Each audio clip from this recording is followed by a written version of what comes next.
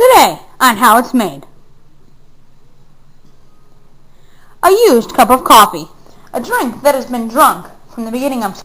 And of course, the favorite, a cheese sandwich. Everyone loves a great cup of coffee. But sometimes, when you're in a hurry and you don't have enough time to make a cup of coffee, there's always an alternative. That alternative is leftover coffee. Leftover coffee is also known as a used cup of coffee. To begin making this used cup of coffee, the worker, who was wearing gloves because, as we have said multiple times in our videos before, you must wear gloves in everything that you do because there's always a danger somewhere. The worker first begins by grabbing a cup. Doesn't matter whether it's used or whether it is new. As we can see, this is a used cup of coffee that he decided to pick. He or she then sets down the cup and then closes the cupboard. Takes a sip or finishes off whatever is remaining in the cup, if it is a used cup. He or she will then take the coffee pot, which hopefully has remaining coffee left in there. Set the coffee pot down, and they will get out the ingredients that they will need to make a perfect cup of coffee. That is cream, a spoon, and if you desire, a pack of sugar. The worker begins the initial process of actually making the coffee by taking the bits of the coffee that is left and pours it into the used or non-used cup.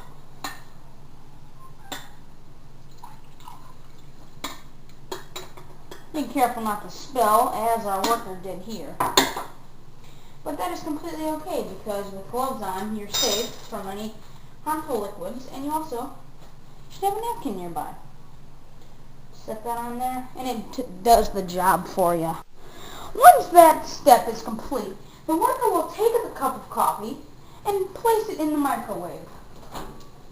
Wearing gloves, as we said in the last episode, because if the UV rays and infrared lights in the microwave get on your skin, they can be very harmful. The worker then sets the timer for the desired time he would like. As we can see, this worker is going to set it for 1 minute. The cup needs to spin because this will let the particles in the coffee, it will let them move very fastly and heat up.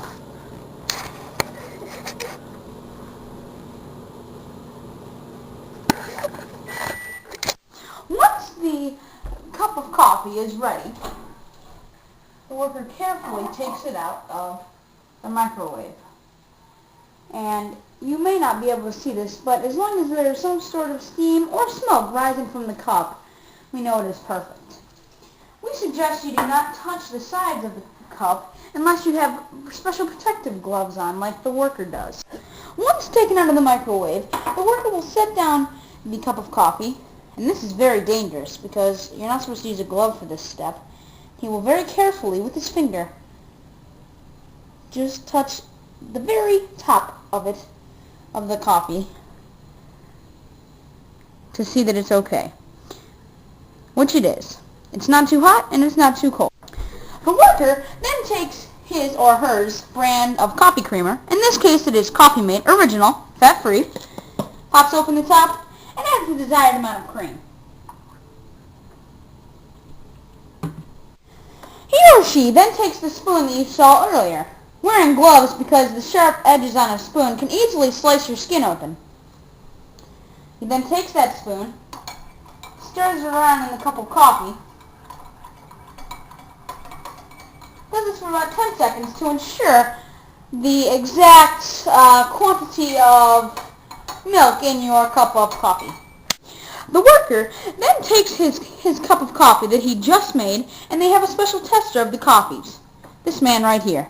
He gives the cup to this person, and if it's good, gives him a thumb up. The worker then takes the cup back from the tester and the tester gets in position again to do the same thing.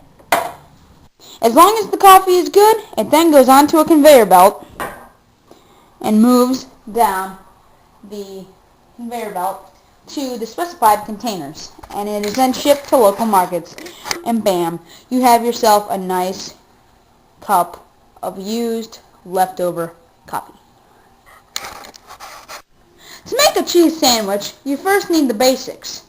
Cheese, of course. With all the different kinds of cheeses in the world, this factory particularly makes cheddar sandwiches. However, we will now show you some of the different kinds of cheeses. You first have your old Kraft American singles. Mozzarella, Velveeta, Colby Jack,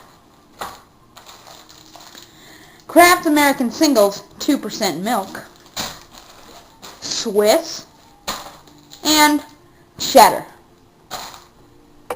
Another basic thing, and the most important thing that you need with a cheese sandwich, of course, is bread. With all the different types of bread in the world, this factory specifically uses wheat bread. But first off, we'll show you the 3 types of bread that they also make. First, we have white, Italian, and wheat.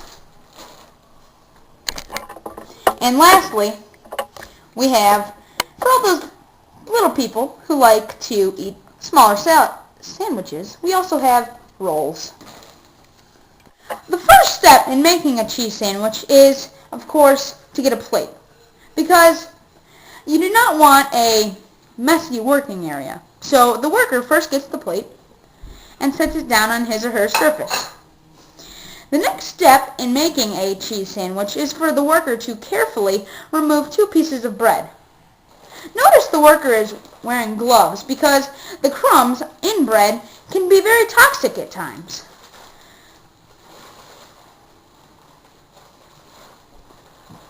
Once the 2 pieces are removed, he or she then rolls back up the bag to ensure that there was always freshness. He or she then sets it down to the side and gets the second ingredient, cheese. In this case, we have ourselves a nice big hunk of cheddar sliced up that was sliced using a very large saw, hacksaw. The person then removes 2 half pieces of cheese,